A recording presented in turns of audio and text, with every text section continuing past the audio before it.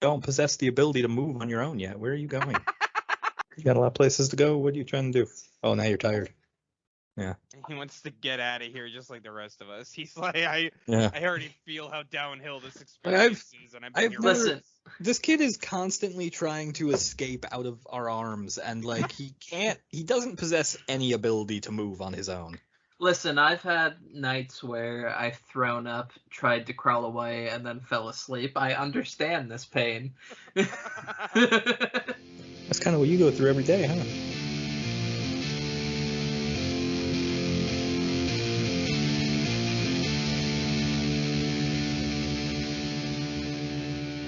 Hello and welcome to Star Wars Every Week Forever, the podcast in which we watch one Star Wars movie every week forever. This week, The Empire. It's striking back. Ben, how was your watch? The Empire struck me right back to never wanting to see these movies again, but like, I came around towards the end, not gonna lie. That's good. Oh, yeah? I usually don't have like moments where like I get into the movie late in the movie. By that point, I'm just like, No, yeah. Usually, if I'm gonna be into it at all, it like starts early and then it goes. Yeah. Like, I mean, God, I just watched for the Revenge of the Sith watch this rotation. I watched it with Danny for the first time in a lot of watches, and it started off like, oh, this is cool, you know. I can talk to another person while I watch this movie, and she wasn't happy about that. Pretty quickly into it, and then, yeah, the interest just went away very quickly. Revenge of the Sith is a very good movie to be excited for at the beginning, and then things come to a halt on Coruscant, and you're like, oh yeah, there's the rest of this movie. Chris, how was your watch? Yeah, it was fine. It was Empire. It was a pretty standard Empire watch. I got like excited for the dinner scene again, had a good laugh, and then moved on, and we were back to a standard,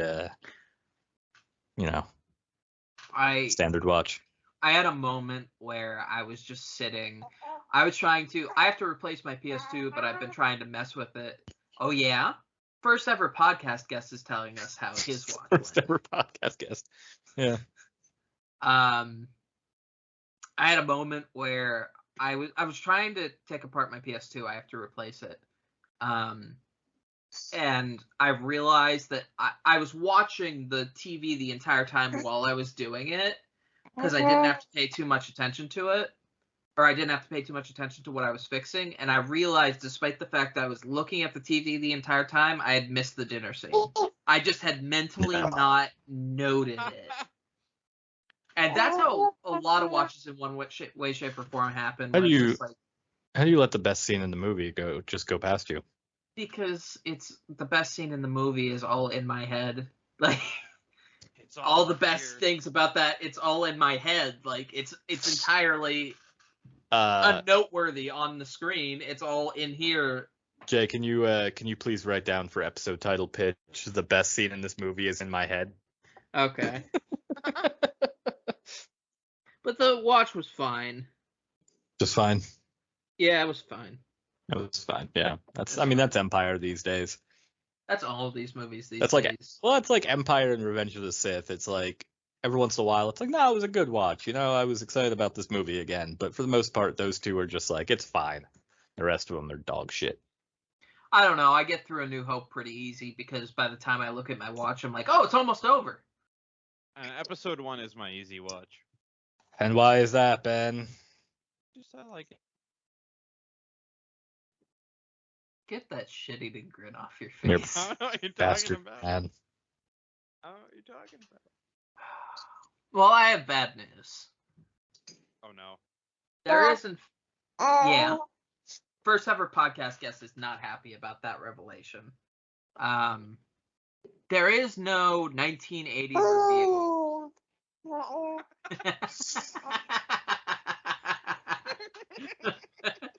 First ever podcast guest does not want me to speak. Very, very upset about this breaking news. Are you unhappy that Roger Ebert has nothing to say on the original version of Empire Strikes Back? Okay. He went towards the mic and then just hung there for a little bit. It looked like he was going to say something, and then just silence.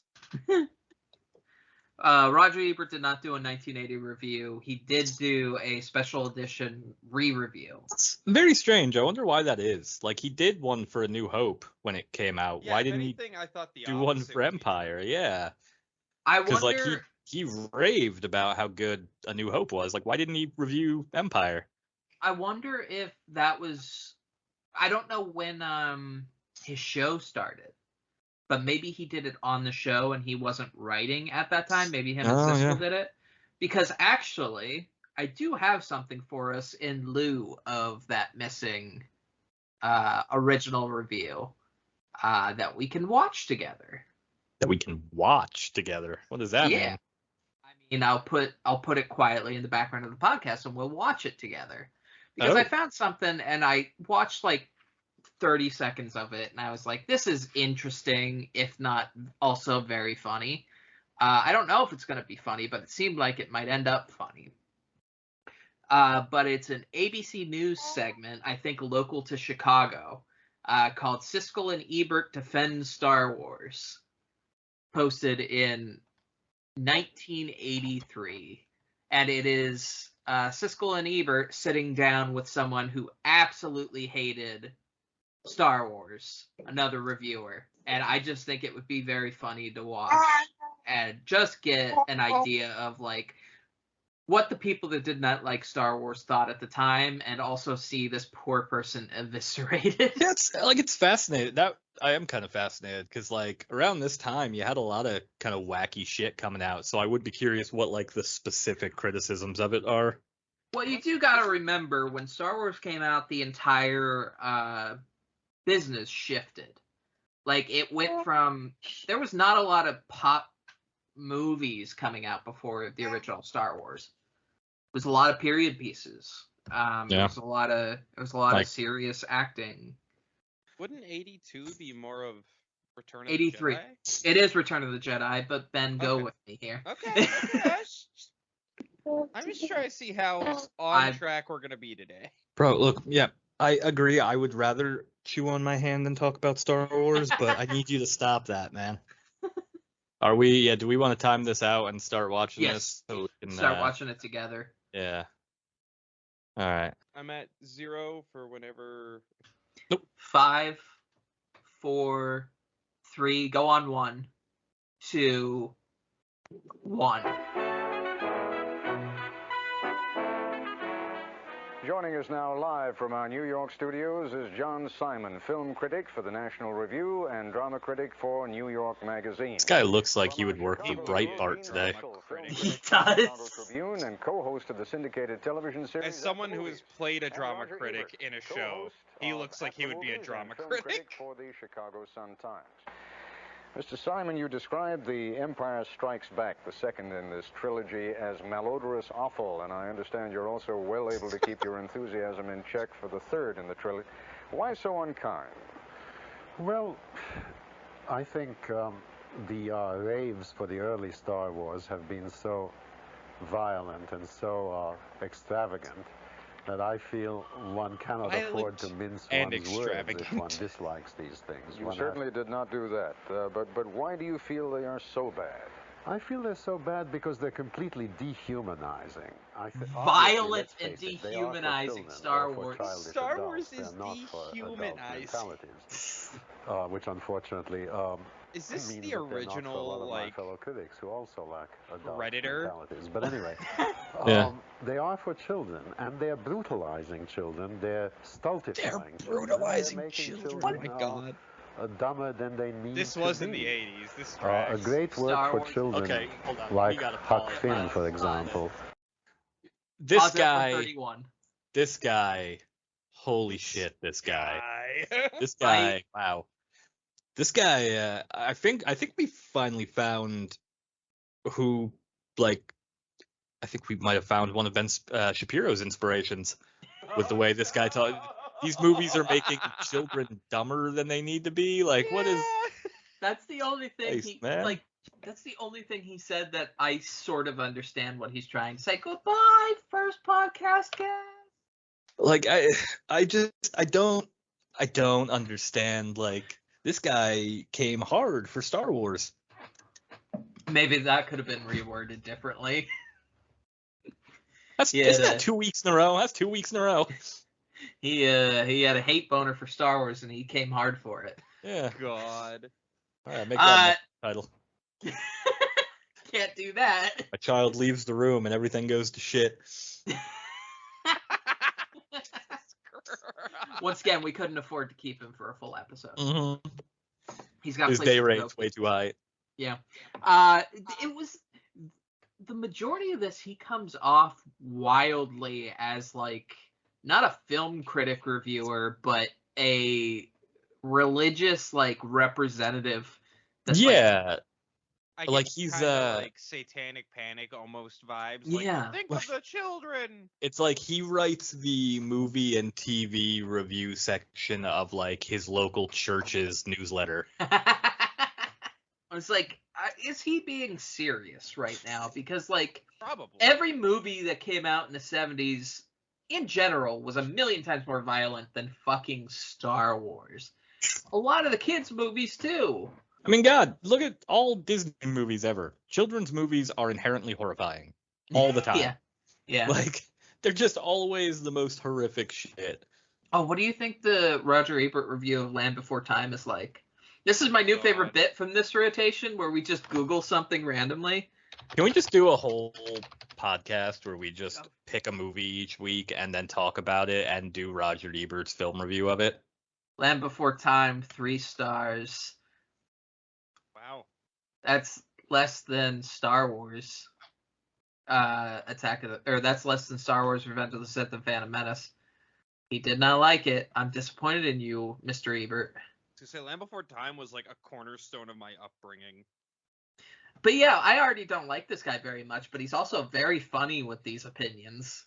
It does feel like a Breitbart pitch. Chris got it right away. My dude ate a fucking thesaurus for breakfast before he came onto this show, and that's the way he approached this interview. Like, It all right. is the progenitor to the Ben Shapiro. If I say enough weird big words. yeah. And I say enough sound weird big smart words enough, fast and enough. pretend to sound smart, just Which enough. just, fair and balanced TMCR, all that. Roger Ebert also has a tendency of using lots of big, ridiculous words in his reviews, so it's just part of the field, I guess. But yes, he's like, this guy is like 10 seconds for going, well, let's say. Yeah. Okay. Hypothetically, for the sake of argument. All right. 3, 2, go on 1. Tells a child something about reality, about people, about life, about growing up. These films try to keep It's a movie about fascists. Yes, we're telling forever. children fascists And are that, real. I think, is wrong. Is this guy secretly Sir Alec Guinness? Wait, I can't say that. From between your ribs and strike back. Have at it. I totally disagree with Mr. Simon. I don't know what he did as a child, but I spent a lot of my Saturday matinees watching science fiction movies and serials and having a great time of being stimulated and having my imagination stimulated and having all sorts of visions take place in my mind that helped me. Has this dude ever heard of Flash Gordon? Because there was not a thing about Flash Gordon that was good for your brain. Yeah, I think that Mr. Simon ought to do what I did over the weekend. I went to a regular movie theater in a shopping center in Michigan City, Indiana, and I sat amid all the kids. There was one tall head and a lot of small heads. Were they dumber than they needed to be? No, they weren't. Can we dumber. pause? 226. That's what I'm paused at. Why is Michigan City in Indiana? Wait. Wait. Hold on. It is in Indiana. Well, I mean, look, I live in the Midwest currently. The fact that Kansas City is in Missouri pisses me off on a daily basis. Why is Michigan City in? Kansas City is a special case. Yeah.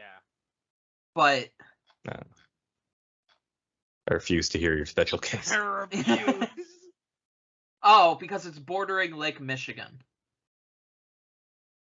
Not a good enough reason. Not good enough excuse. I still want to be mad about it, but I forgive that reason. I understand and do not forgive. No. Okay. 3, 2, go on 1. One. that interesting phrase. They were ecstatic. They were enjoying it, and they were rooting. They were asking each other who's who. They were getting all involved. They were rooting for the right guys and booing the bad guys. I thought it was a lot of fun.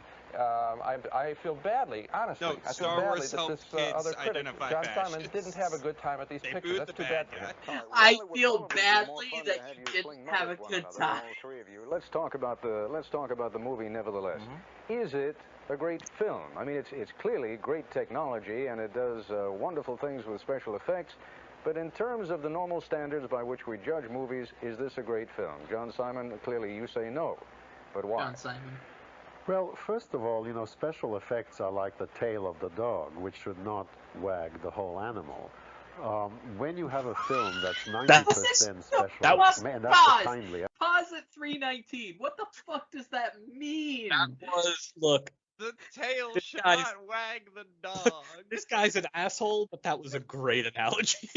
That was- Was it? Was it? Chris? Was it actually though? No, let's break it down. Let's break this down. We're dissecting this random schmuck. The special effects are like the tail of the Somebody dog. give him. That it should not wag the whole animal. It doesn't wag. I get what he's saying. The special I effects get what are he's cool, saying, but it's but it shouldn't stupid. be the whole movie. It's a dumb No, fucking analogy, it's- but I kind of love it. Like it feels like he went out of his way to find like the most obscure, weird way to word this possible. This man got a 2-minute shower before he left his house that morning, and in the shower thought, it's like the tail of a dog. It's like the tail of a dog. You don't wag the entire body. Yes, I have it. I Yeah. know what's gonna convince them that I'm right. Because like He literally, was proud of that. This was the first This is what he came out swinging with. Like this is what he says when they first say, "What did you think about the movie?" Well, effects are like the tail of a dog. You see. It's like Why it did he would've just been so do much better. John Simon as Joker? It would have been They're so like the much tail better of if the he dog. had that like nervous anxiety speaking in front of people thing when like you have a really good line and you're like holding it and you're like, what do you think of this movie? The tail of the dog's not wagging the body. What? What? What do you mean? Shit, I rehearsed that in the shower. I definitely do that, but this The body of the tail should not dog the wait. Hold shit. The body of the dog should not tail the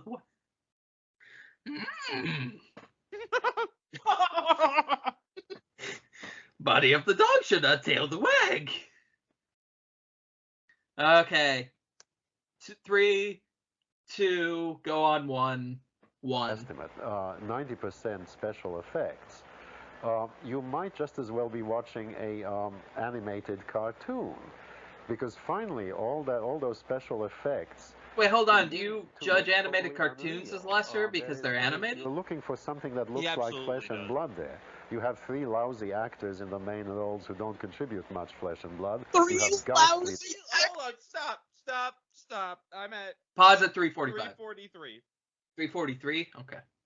3 lousy actors. Harrison Ford, Carrie fucking Fisher, and Mark fucking Hamill. I can feel Roger Ebert's anger at that comment about Harrison Ford and Carrie Fisher specifically through the screen. I can feel it coming. And they're letting this dude talk a lot. Not I don't to know. Did I? mention Fucking I think I- Billy D. Williams. Yeah. I think I just realized. Are we a React channel now? Are we a React channel? God. This is only the second time we've done this, technically. I mean, 10th time technically. Okay, 11th. 11th 11th. time. You're not counting Kylo Ren flirting with Oh the my Force God, underwater. that's right. You reminded me of that earlier today too. Go on 1, 3, 2, 1. dialogue, terrible plotting, miserable characterization, which also do not contribute flesh and blood. So what you're left with is something that Walt Disney could have done just as well with a drawing board. Whoa, and pause! pencils and- John Simon predicting the future. Holy shit. That Whoops. was Incredible. This is my favorite thing we've ever done on this podcast. This is awesome. This is when we find Where is out this that- guy today? This is where I'm sure he's not with us anymore. Well, don't be a pessimist, Jay. Come on, what do you? Look at this guy. Hates keeping him alive. With that hairline 40 years ago, I'm sorry. He Look, died in This guy's 2019 basically a Sith. Oh, I guess the hate's not keeping him at alive. the age of 94. Damn. He kept him going for a while. Yeah. Right. Legacy. Writing about Simon after Simon's death, playwright and critic Jonathan Leaf said that defenders of Simon's work as a critic saw him as driven by a dogged belief in artistic standards, while others disagreed. Leaf also relayed reminiscence about that Simon shared with Leaf by the critic Howard Kissel late in Kissel's life. Hold on. In his Wikipedia page, there's a quote here. Was There's this guy a Star Wars quote here. There's a assassination Star of Wars quote JFK? here. There's a Star Wars related quote on his Wikipedia page. Hold on. I sincerely hope that science and scientists differ from science fiction and its practitioners. Heaven help us if they don't. We may be headed for a very boring world indeed. Strip Star Wars of its striking images and high-flattened scientific jargon, and you get a story, characters, and dialogue of overwhelming banality without even a future cast to them. Human beings, anthropods, or robots. You could probably find them all, more or less like that, in downtown Los Angeles. Certainly the mentality and values of the movie can be depicted in third-rate non-science of any place or period. Guys, I think this guy might be based. From here I'm just I turn around on this guy. Self-identify as a practitioner of science fiction. First of all, we should say that this more or less like that in downtown Los Angeles today can be that was a very racist fucking comment. Yeah, that was a little fucked up. That's fucked up if he means that and not you can find it on every Hollywood lot in LA, which I think is what he meant. I'm hoping he means that, or just the fact that there's so many street performers and stuff and costumes and shit in California, you know, like in Los Angeles. It could also be misconstrued very badly, though. He said this in December 2015 when Simon was 90 during the week of the premiere of Star Wars The Force Awakens. New York made the unusual move of republishing a review of the original 1977 Star Wars film, which is where this is from. This is from his 1977 review of Star Wars. But it was republished when Force Awakens came out because somebody at New York magazine decided, yeah, let's republish this right now because we hate this fucking Star Wars bullshit. Okay. Yeah, I disagree with everything he says. I don't disagree with everything he says, but I disagree with 90% of the things he says. I kind of like him, though. I need to real quick, while we were talking, I scrolled down a little bit, and the top comment on the YouTube video is, this dude gives out mini toothpaste at Halloween, and I can't say it's right, but it sure as hell ain't wrong. Why can't this just be our podcast from now on? Sorry, audience. I think we're a React channel now. We're a React channel now. The React guys or whatever are going to sue us, but we've been through hell court. We can handle it. John Simon would give out homework over Christmas break. Okay, back to the video. Yeah. Pause at 3:55. Go on 1, 3, 2, 1. Colors. All right, Roger Ebert, beyond the undeniable fact that it's clearly perceived as entertainment by a great many people, how would you argue that it's a great movie? These are the sorts of movies that Disney people should be making and the kinds of movies that Disney made 20, 30 years ago. I think all movies are special effects. Movies are not real. They're two-dimensional. A film goes through the camera, the projector throws the light on the screen, and that makes a special effect. He's gotten over his out-of-body experience in the original Star Wars. Whether this film is good or not, it excited me. It made me laugh.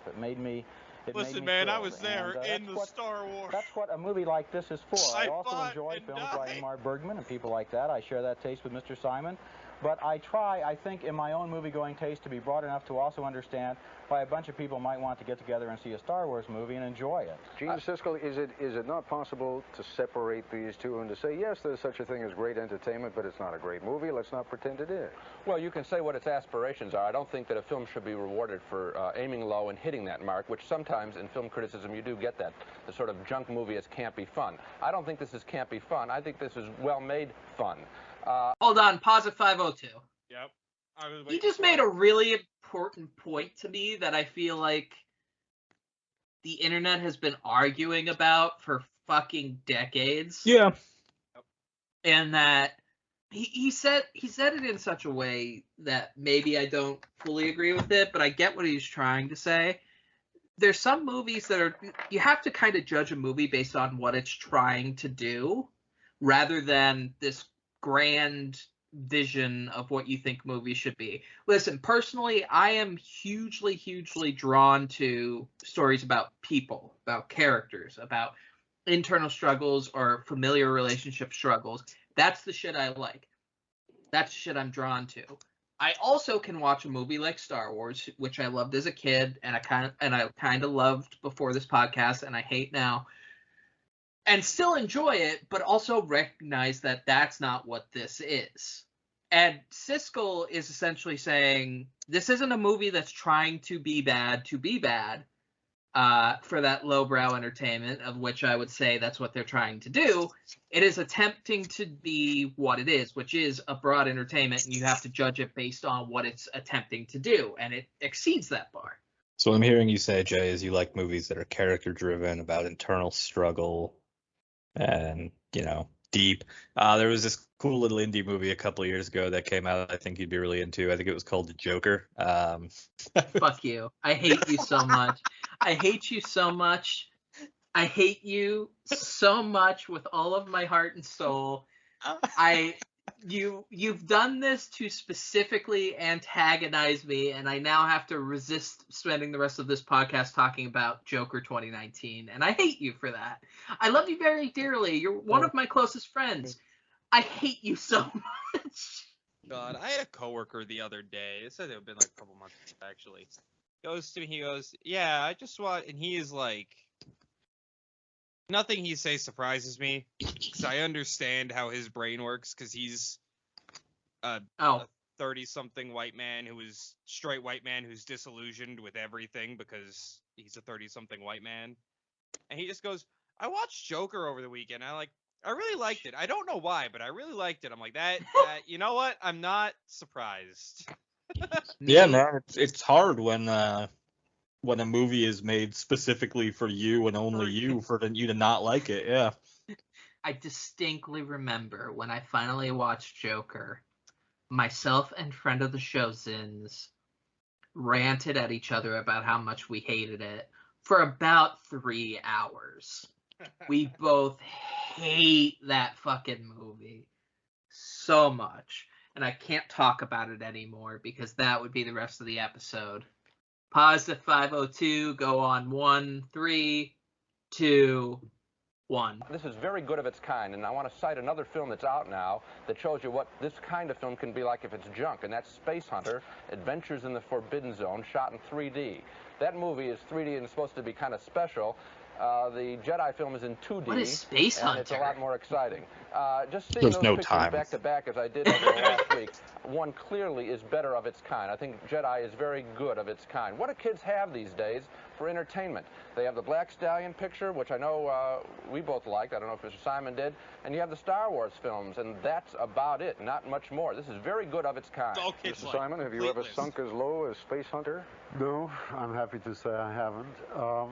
I think there are wonderful things that you could take kids to. There's a little film called Tender Mercies, which is not a children's movie, but in which a child is one of the main characters.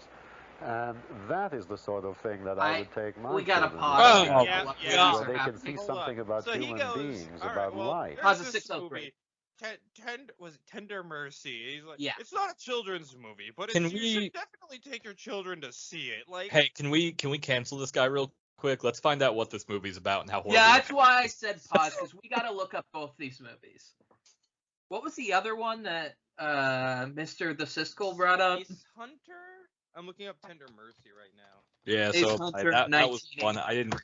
Space Hunter, I had no interest in. I feel like that's a. Tender Oh, God, Mercies. it Where's looks the like a plot? Where's the Western. plot? Oh, that's a great start. Mark Sledge, a washed-up alcoholic country singer, awakens at a rundown Texas roadside motel and for gas station children. after a night of heavy drinking. For children. We had to have heard This- him wrong. This man recommended the Western version of Bad Santa to There's watch with your fucking kids. There's no way in hell that we heard him wrong, because this came out in 1983. Oh, hey, hold on. Can I just read the synopsis, and it's going to make everything we've been saying about this guy make a lot more sense, and this make a lot more sense. Oh no. The film encompasses several themes, including the importance of love and family, the possibility of spiritual resurrection amid death, Yeah. and the concept of redemption Oh. through Mark Sledge's conversion to Christianity. Yeah, it makes sense, doesn't it? Hey, if you want to go actually see a movie that's for kids, that is good for kids, ignore all that space Satanism.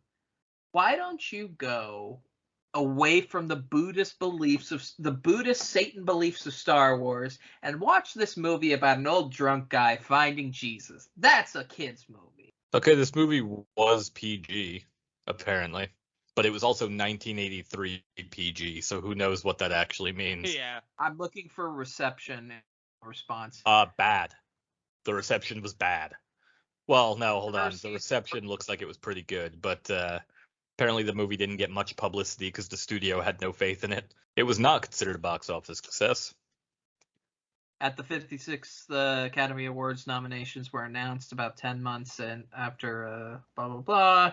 It was nominated for Best Picture. It won Best Actor. So it did very, very well. I've never seen this movie, but it did very, very well. But that does not escape the... Why did I see Dolly Parton down there? Hold on. Dolly Parton, say it ain't so. Oh, she was in the movie. Oh, that's cool. I might watch it just as a Parton head. But... no, this was very clearly like him saying the only good things for kids is good Christian stories, and us on this good Christian podcast obviously have to agree. How No, boring no. of a fucking dad are you, man? That's like, well, I there's a mean- new Star Wars movie out, but nope, I'm taking my children to see this movie about a washed-up country singer I mean, that just look at finds him. God. Like, this is... I hate to do this, but he is one of those people where you can look at him and tell just how fucking, like, needlessly boring he is. You know that the tie this guy is wearing right now, like his wife probably handed him that morning and he looked at it and went, feeling bold today, are we? You have me out here looking like a clown. Oh, I can see why he was so happy about never seeing Space Hunter. Set in the 22nd century, the film opens with the destruction of a space cruise liner by a bolt of nebular lightning. The only apparent saviors are three beautiful women who ascend in an escape pod. Yeah, so like my money's on misogyny. I mean, can we see a poster for this movie? Because is it horribly exploitive to these women, though, is the other question. Wait, hold on. What are we talking about now? I Before was we- seeing if John before we- Simon ever talked about D&D because he felt like he would probably think it's the most Satanist thing he ever heard. Space Hunter. What? Oh, Space Hunter. I forgot about Space Hunter. I got to see, like, Space Hunter Adventures in the Forbidden Zone. Yeah. I mean, they don't seem like very sexualized. Molly Ringwald. Molly Ringwald. Molly Ringwald. American Canadian space western film. That's a poster. I mean, that looks like something I'd put together for this podcast. I mean, it was also like 82. Michael so- Ironside. Yeah, but my ability is very non-existent. I failed most of my photoshopping classes, y'all. Michael Ironside. Michael Okay. Ironside. I love Michael Ironside. Okay, so back to the video. We just had to take a moment to talk about Tender Mercies, sir. Okay, at 6:03, 3, 2, 1. In this thing, you see one set of robots, some of them ostensibly flesh and blood, but actually just as mechanical as the real robots. There's the droid racism, but this time for the guy with the weird thing around his No, head. he said they're basically flesh and blood, but they're robots. There's nothing to get Pause. involved with. He's talking. Pause main to 622. actors, He's talking shit about the main actors again, is what he's doing there. Robots of flesh and blood, but basically as mechanical as the actual robots, is what he's saying. Okay. Dunking on the actors. The fuck? I kind of want to go read John Simon's review of the prequels. I wish we had time. Can we promise that for next rotation? No. Maybe. Can we see if he has a review for all of these movies? Do we want to talk this much about John Simon is the question. Kind of. I mean, we're not really giving him a platform. We have like a handful of people who listen to us. Okay, start on 622. 3, 2, 1. Sure, there is a very primitive sense in which the Empire is bad and a very primitive sense in which the others are good. But it is all such a chaos, such a jumble, such a confusion, such a mechanical, technological That's what war is, man. It's chaos. That you don't have any chance to associate yourself with anyone, to identify yourself with anyone. There are no people there with whom you can sympathize. That just isn't my experience in seeing Whoa. it again with a whole bunch of kids. Pause at 648. I mean, the people fighting against the space Nazis, you couldn't figure out a way to associate with them. Also, I or like feel the way he paints this. He's like, they're bad. There's some kind of bad, but like, I'm like, no, they're literally called stormtroopers. Like, that's not all that vague. Planets up. To be fair to John Simon, I also very often watching George Lucas Star Wars movies feel like the line between good and evil is very vague and undefined, especially in the prequels, where it's just like, you don't want to say a full thing about this, but it's obviously Nazis. And Well, look, and that's exactly it. And I saw a similar thing with some recent political rallies of like, look, man, doesn't matter your beliefs. If you're in a crowd and some dude's holding a Nazi flag and someone's not stopping him, you're part of the Nazis. Yeah. Okay. Play at 648. 3, 2, 1. They were able to sort out who was who very easily. They had no trouble with this picture understanding what was going on. I got to ask Mr. Simon a question. Here's sort of a test question. Wasn't your heart warmed even a little bit by Yoda? I'll tell you what, we're in a bit of a tough technical situation here because Mr. Simon just lost his earpiece. But if you can hear us again now, I can Mr. hear Simon, you. Yes, I heard the question. You were asked whether your heart wasn't warmed a little by Yoda. Well, yes, I mean a little, but let's say if I saw him in a window of F.A.O. Schwartz and I looked at him for 3 seconds and said that's a kind of cute little figurine, I would have had enough of Yoda. Listen, 3 seconds of acceptance on your part, Mr. Simon, is all that we can hope for and all that we have time for. I'm afraid at this point I thank you and Gene Siskel and also Roger Ebert for joining us. Siskel. It was John Simon the whole way through, but Gene Siskel was the guy that was just like, all right, I'm sick of this guy. Roger, let me handle this. I think it was more Roger Ebert foaming at the mouth and Siskel having to step in so they didn't get kicked off of air. It's part of Roger and Siskel's relationship that Siskel is the one that's argumentative and Roger's a lot more laid back. So I'm not surprised. But okay, that man is arguably horrible. I really want to read more of his stuff. I want to hate read so many things that he's done so bad. But he likes Yoda.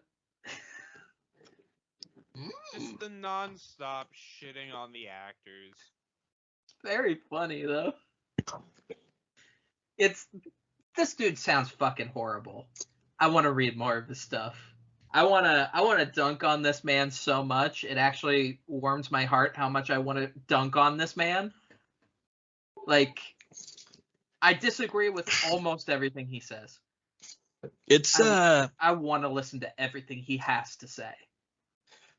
Like, it's really interesting because it's actually got me thinking about, like, listening to Siskel talk about it too. Like, I wonder, like, in a few years here, when, like, my kid's old enough to actually watch these movies and have an opinion on these movies, and, like, I get to see, like, that and like, him potentially liking these movies if he's not into them, that'll just make my job here easier. But like, if he has that same thing that most kids have watching Star Wars, where you see the, like the joy and like the, like Roger Ebert said, the expansion and the stimulating of your imagination and everything. Like, it's gonna be pretty hard for me to be down on these movies. I think I'll be riding the high for a bit. I'm sure it'll go back in the toilet. Watching Star Wars through your son. Yeah, like re-experiencing them with him. That's gonna be pretty cool, I think. I'm gonna be jealous of you for it. Yeah, very jealous. Yeah, I don't know. Holy fuck, that was Might be my favorite thing we've done on the podcast, or one of them. Oh that was fucking awesome. I want to debate John Simon. I wish he was still with us. Oh. I would have so much time. Do you want to initiate our first? Do you want to initiate a Hell Court case? We could. The Empire Strikes Back, 4-star review. Moving on to Roger Ebert's April 1st, 1997 review, which is the special edition release. He starts out very strong. The Empire Strikes Back is the best of the 3 Star Wars films and the most thought-provoking. After the space opera cheerfulness of the original film, this one plunges into darkness and even despair, and surrenders more completely to the underlying mystery of the story. It is because of the emotion stirred in Empire that the entire series takes on a mythic quality that resonates back to the first and ahead to the third. This is the heart. The film was made in 1980 with the full knowledge that Star Wars had become the most successful movie of all time. If corners were cut in the first film's budget, no cost was spared in this one. It is a visual extravaganza from beginning to end, one of the most visionary and inventive of all films. Entirely apart from the story and the plot, the film is worth seeing simply for its sights. Not for the scenes of space battles, which are more or less standard. There's nothing here to match the hurtling chase through the high walls of the Death Star. But for such sights as the lumbering, elephant-like Imperial walkers, was ever a weapon more impractical? Or the Cloud City? Or for the Cloud City on its spires high in the sky? Or for the face of a creature named Yoda, whose expressions are so convincing as a human's and as subtle? I hope I'm pronouncing this right. Or for the vertiginous heights that Luke Skywalker dangles over after nearly plunging to his death? Spoilers. Yes. Spoilers, Roger. Spoilers for Empire Strikes Back. 13 rotations into this podcast. You ever just say words and they're so striking that they make you feel numb? All the time. There's a generosity in the production design of The Empire Strikes Back. There are not only the amazing sights there before us, but plenty more in the corners of the screen or everywhere the camera turns. The whole world of this story has been devised and constructed in such a way that we're not particularly aware of sets or effects. There's so much of this world that it all seems seamless. Consider, for example, an early scene where an Empire probe droid is fired upon the ice planet Hoth. It explodes. We've seen that lots of times. But then hot pieces of it shower down on the snow in the foreground, in the soft, wet plops. That's the kind of detail George Lucas and his team live for. Okay. There is another moment. Yoda has just sent Luke Skywalker into a dark part of the forest to confront his destiny. Luke says a brave farewell. This is cut to R2-D2 whirling and beeping, and then a cut back to Yoda, whose face reflects a series of emotions: concern, sadness, and a hint of pride. You know intellectually that Yoda is a creature made by Frank Oz in a Muppet shop. But Oz and Lucas were not content to make Yoda realistic. They wanted to make him a good actor, too. And they did. In his range of wisdom and emotion, Yoda may actually give the best performance in the movie. Yoda blew it out the fucking water. Carrie Fisher, get out of here. Mark Hamill, get out of here. Yeah. Give me that dang puppet. If you would please cast Yoda in the next General Patton movie, I would appreciate it. I'm about to bring down the mood real hard.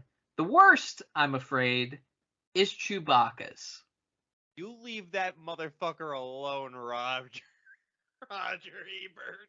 This character was thrown into the first film as window dressing, was never thought through, and as a result has been saddled with one facial expression and one mournful yelp.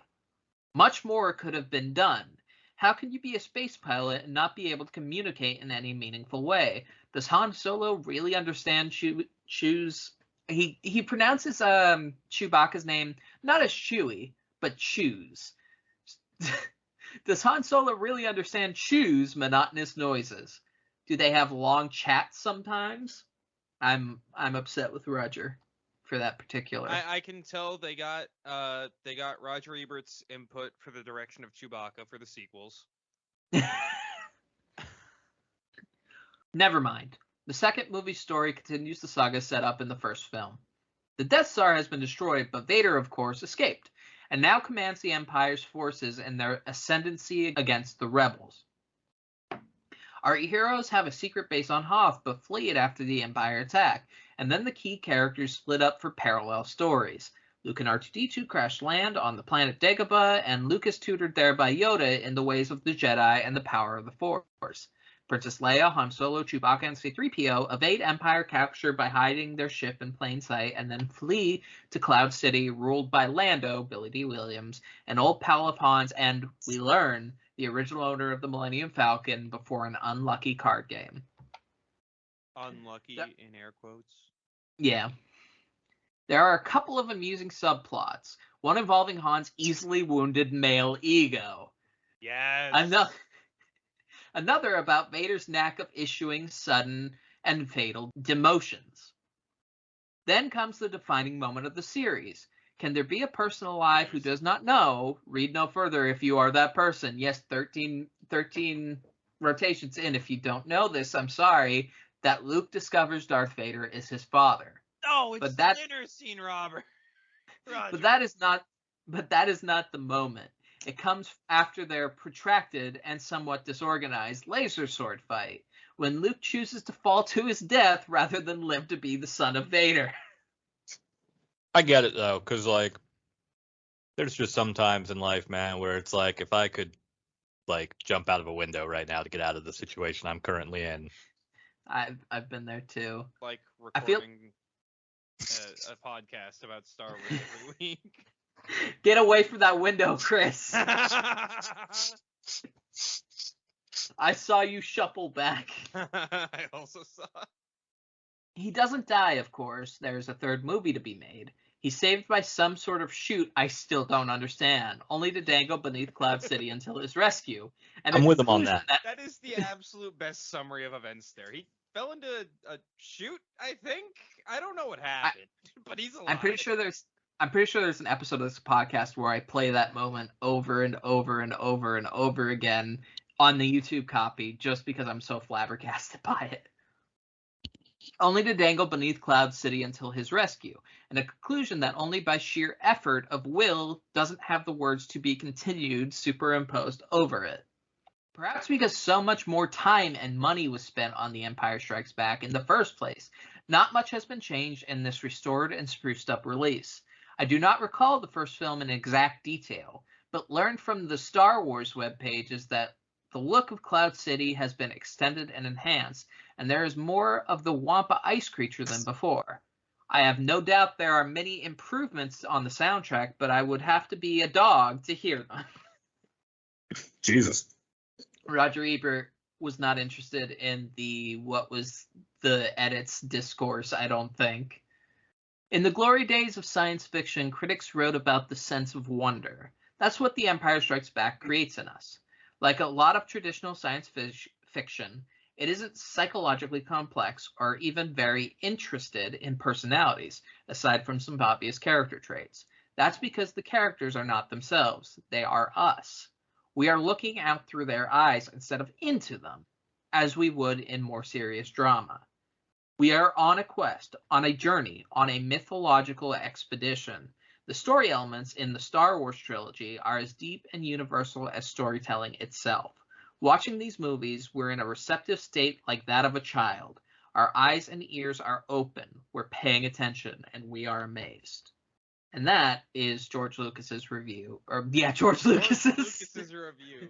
Roger Ebert's review of... I would really like to read George Lucas sitting down and going, all right, here's my review of this movie that I made. Definitely not the guy that actually directed it. I made it. I didn't spend half the production time figuring out how to make AT-ATs work for sure. Man, John Simon really stole the show this episode, I think. He did. He was the original fucking sequel hater. I'm gonna go to sleep tonight thinking like, oh, what did John Simon, I can't remember which. Simon the Simon of Johns. Simon the John, it's like Bryan Danielson, it's like Simon the John Simon Jonathan. What did Simon the John think of Avengers? What did Simon the John think of Independence Day? Like, I hate him. Air Force One? I hate him, but I'm fascinated. I really want to see if he has prequel reviews. I bet he does. Or sequel reviews. I doubt he'd be reviewing things at that point, but if he has sequel reviews, it'd be fucking great. John Simon Star Wars I review. need to know John Simon's opinion on the pod race. This is a burning question now. It looks like he only reviewed the first Star Wars. And apparently it's very biting. Whoa! Okay, we can't give this guy any time of day. What happened? I have found a quote where he calls Carrie Fisher bovine and unappealing. Yikes. Yeah. Away with you, John Simon. Away with you, John Simon. We will never acknowledge you ever again. So yeah, my earlier Breitbart comparison was pretty fucking dead on. Yeah, he's a bad person. That was a good read, Chris. Yep. This guy. Yep. That is the death of John Simon on this podcast, and with that unfortunate discovery, John Simon, if you want to sue us in Hell Court, we're ready for you. Fucking come at us. Come at us. We'll fucking take you. We've dealt with worse. Fucking asshole. And this has been Star Wars. For reasons we cannot accurately disclose what dealing with worse means.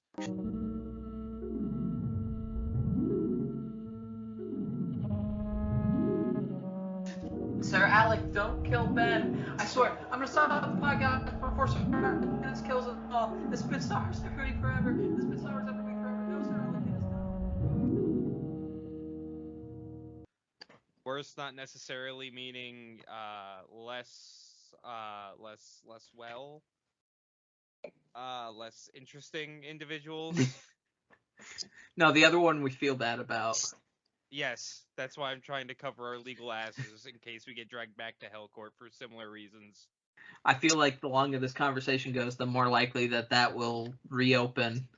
So, this has been Star Wars Every Week Forever. Thank you so much for listening. One more Roger Ebert review, hopefully two. Good night. I want a swirly Simon Johnson.